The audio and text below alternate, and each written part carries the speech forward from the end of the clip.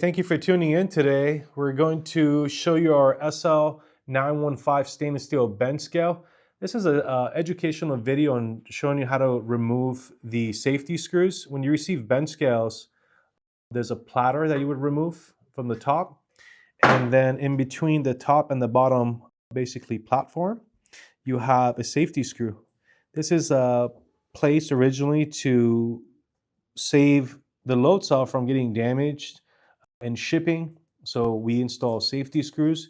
You would need to drop all four corners. As you can see, there's one here, another one in the back, in this corner. So each quadrant has a safety screw.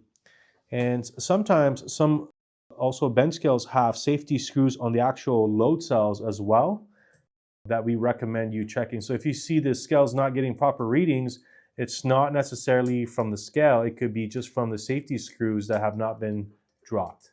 Thanks so much for watching our video and have a great day.